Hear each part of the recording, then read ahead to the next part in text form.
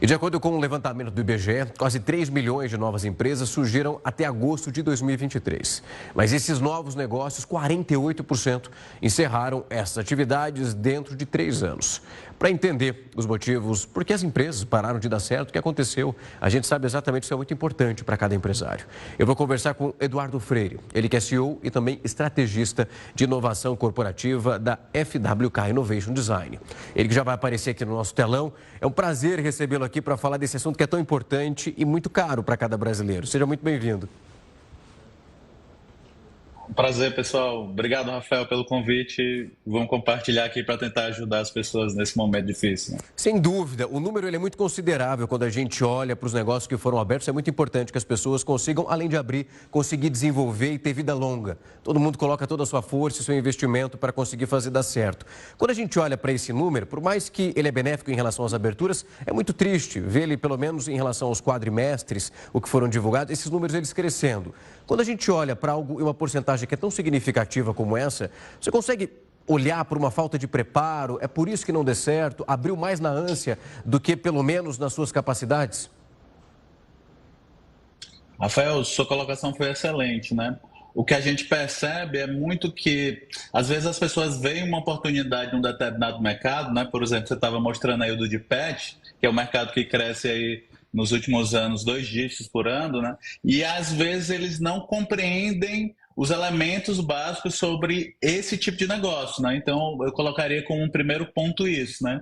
E o segundo ponto é a capacitação na perspectiva de gestão, né? Porque, como a gente costuma dizer, da gente sair do 0 para o 1, né, Rafael? Quer dizer, eu colocar esse negócio, que é esse número exatamente da abertura, ele é o mais fácil, né? O mais difícil é depois quando a gente se transforma ali de um empreendedor, de uma empreendedora, né, para um CEO, que a gente precisa formar times, etc. E aí falta uma série de habilidades, né, de gestão, que muitas vezes esses elementos básicos eles não mudaram, né? Mesmo em startups ou em negócios tradicionais, eles sempre estão em voga. Eduardo, quando a gente olha para esse empresário, para aquela pessoa que vai fazer um investimento, principalmente quem está nos acompanhando nesse momento, está começando um negócio, ou então tem um plano futuro, quem sabe já para o segundo semestre, você acabou de falar que é importante olhar esse passo, ele precisa ser tomado, mas com um embasamento muito importante. O momento, a partir daquele instante que você identificou, quero trabalhar nesse campo, quero abrir um salão de beleza, ou então quero abrir um universo pet, isso é o que eu gosto de fazer. Esse ato de se profissionalizar para procurar essa base, para conseguir caminhar com um pouco mais de segurança, ele precisa ser feito antes da abertura desse negócio? Ou você, com experiência nesse caso, avalia se não deu para fazer antes, pelo menos faz nesse início, para conseguir pelo menos ter um embasamento? É, eu acredito que, assim, pegando esse exemplo, como você muito bem colocou, né? Se você está, nesse caso, nos ouvindo e tem uma oportunidade de negócio, a primeira questão que você precisa entender é se as pessoas querem aquele tipo de negócio. Porque muitas vezes, né, a gente precisa entender o contexto. Então, por exemplo, se eu for abrir um determinado tipo de negócio, né, seja aqui em São Paulo, seja no Nordeste ou no Norte, aquele ecossistema, né, aquele ambiente faz sentido, né? E sobre a tua segunda questão, que é sobre eu ter capacitação, eu ter elementos mínimos, né? É sempre importante nesse inicial a gente trabalhar isso. Mas o que a gente vê na prática, que é uma coisa que eu queria provocar, por mais que seja importante ter o conhecimento, muitas vezes o planejamento mínimo ele é um requisito de sucesso, porque às vezes se a gente planeja muito, quer entender muito sobre aquele negócio, aí do outro lado, Rafael, a gente perde a oportunidade, né? Que o negócio está acontecendo de repente ou crescendo, esse segmento começando a alavancar oportunidades de negócio, né? Para você que é investidor, para você que quer empreender. Eduardo, tem um ponto muito importante e é muito comum ouvir isso, as pessoas às vezes reclamando que quando vai abrir um negócio tem uma dificuldade burocrática e muito grande. Muito se fala da importância da política pública para, de alguma maneira, ajudar essas pessoas. Nós já vimos algumas alterações, leis sendo publicadas para que, no caso de empréstimo, esse empresário tenha um tempo um pouco maior, para que ele consiga, pelo menos, ter uma porcentagem que seja mais significativa para o seu negócio. Quando a gente olha esse movimento realizado nos últimos anos e olhando também para a experiência profissional que você tem nesse campo, é possível perceber uma melhora ou ainda esse campo é muito vasto? É necessário capinar bastante para que o empresário hoje tenha um pouco mais de tranquilidade para investir? Excelente, excelente. Sobre essa questão, a primeira coisa de provocação que a gente vai ter, se a gente está querendo empreender e de repente a gente não tem recursos, é que hoje existem alguns mecanismos, né? Bancos de fomento, BNDES, bancos locais, né? E as próprias linhas de crédito que têm se aberto aí, né? Para exatamente tentar fomentar essa questão. E um segundo ponto é que o quê? Essa burocracia de se abrir, né? Que também é de se fechar, ela faz parte do jogo, né? O que eu sempre costumo brincar, Rafael, as pessoas adoram assim a perspectiva de vender, né? Que é realizar alguma coisa, etc. Mas às vezes ninguém gosta de tirar nota fiscal, né? De pagar um imposto, etc. Então, do jeito que tem o bônus, eu tenho um ônus nessa perspectiva. Quanto antes a gente entender que isso é importante, é uma coisa fundamental. E aí uma dica que se eu estivesse falando com vocês, pessoal, há 10 anos atrás talvez eu não daria, né? Aí de repente procura um parceiro ou parceiro, um sócio que te complemente aquilo. Né? Vou pegar o exemplo que a gente trouxe aí antes da minha fala aqui do mundo pet, né? Se de repente alguém que conhece muito do mundo pet, mas de repente eu preciso de alguém que possa me complementar, né, daquela perspectiva, né, de entendimento, sei lá, de contabilidade, administrativo financeiro, né, de fluxo de caixa, que são questões básicas aqui, principalmente quando a gente vai alavancar num cenário que está complicado, né, mas que está começando a dar a luz ali de oportunidades. E como a gente sempre fala, né, Rafael e público, é que a gente, quando é empreendedor, a gente está tendo um olhar onde as pessoas não estão vendo. Então, você pega tudo isso que eu falei, mesmo assim, se você acredita naquilo, né, a dica que eu vou dar, só que pergunte se tem alguém comprando ou disposto a comprar o teu tipo de serviço. Porque é muito comum, às vezes, a gente estudar toda uma tecnologia, estudar todo um cenário, trazer dados para isso, mas às vezes não fazer a pergunta simples numa pesquisa de mercado ou do entendimento daquilo, né? E no simples, pessoal, é que a gente vai garantir o sucesso no teu negócio, seja agora, né, ou seja daqui a algum tempo.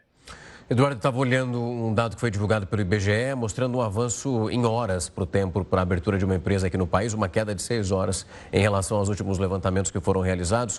E quando a gente olha para isso, para essa facilidade que ela vai aparecendo, essa facilidade, conforme o tempo vai passando, principalmente acho que nos momentos iniciais da abertura de uma empresa, o empresário leva um baque, né? Porque é difícil alguma coisa acontecer exatamente como a gente esperou, dentro de um cronograma já muito bem traçado.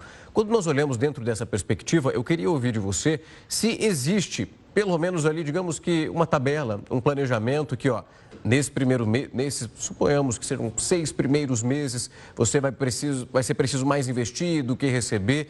Tem um rito que precisa ser seguido e que exija a paciência de quem vai entrar nesse mercado. O primeiro momento vai ser mais de investir do que retirar dinheiro, você mais coloca no caixa do que retira. É um rito que também ele vai sendo acompanhado de empresário por empresário antes de verificar, não está dando certo? Excelente, excelente. Vou dar aqui uma dica de 3 passos aqui, né? Que aí vou colocar ou nos 6 meses, como tu colocou, que às vezes é muito comum ciclos de 6 meses, né? Ou em 3 meses, etc. Mas no primeiro cenário, pessoal, você naturalmente você está queimando caixa, né? Você está se colocando naquele ambiente, você está muito mais investindo em situações que não vão ter vinculação direta a um produto. Então, por exemplo, você vai investir numa plataforma digital, em branding, em marca, etc. Isso não vai te trazer resultado no primeiro cenário. Né? Então, num primeiro cenário, sei lá, se a gente colocar aqui 18 meses, Rafael, a gente colocava o primeiro cenário nos 6 primeiros meses, né? E eu estar, obviamente, muito mais queimando caixa do que entrando receita, né? Que a partir desse 6º mês é que as coisas começam a ter mais um equilíbrio, né? O que a gente chama no mercado aí um break-even, né? Ou seja, de eu estar tentando equilibrar entradas e saídas, etc. Obviamente, isso não é uma regra, né? Como bem colocou aí na pergunta o Rafael, né? Mas isso seria um conjunto de práticas. E a partir, sei lá, de um ano, né? Que seria o nosso ciclo ali do outro 6 meses, é que de fato eu vou pegar estruturas de growth, né, de crescimento, etc. E fica uma dica muito que eu reforcei ali na pergunta anterior do Rafael, é que se aproveitem de oportunidades, né, que o mercado ele está oferecendo. Então, por exemplo, mesmo capital público, como o Rafa trouxe aí com relação aos dados, existem hoje todo um ecossistema se estruturando, né, principalmente se você estiver no ecossistema de startups, né, com venture capital, com empresas, com fundos sendo estruturados para apoiar esses empreendedores e empreendedoras nesse cenário inicial, né? Porque se pegar, por exemplo, uma startup, né, que é um negócio de basicamente incerteza, né, esse ciclo de 18 meses, Rafael, é tipo um playbook, né? É tipo um caminho, um cronograma, como você colocou, de possíveis caminhos para a gente colocar. Nos primeiros 6 meses eu estou testando aquele experimento, no segundo, né, ciclo ali dos 6 meses, eu estou de fato começando a entender e as receitas começam a vir, e a partir do terceiro ciclo ali, né, depois dos 12 primeiros meses, é que eu de fato começo a ter uma perspectiva de crescimento. Então seria mais ou menos um cenário. Obviamente que não é uma regra, né? A depender de como você trabalha essa questão, mas o que a gente precisa é fazer esse interativo incremental, né? É entender o que a gente está errando e trabalhar nesse processo de aprendizagem. Eduardo, foi um prazer recebê-lo aqui para entender um pouco mais esse campo, ajudar quem nos acompanha nesse momento. Nós sabemos que é um caminho de construção, mas às vezes a impaciência também é grande, a gente vai se embananando no meio do caminho. Mas esse caso de pelo menos galgar, você ir ali, fazer seu curso e preparar, faz uma diferença e saber também esperar o tempo do cultivo. Foi um prazer te receber aqui. Muito obrigado, Fel. Obrigado, pessoal. Espero ter contribuído aí. De bom. Até mais. Tchau, tchau.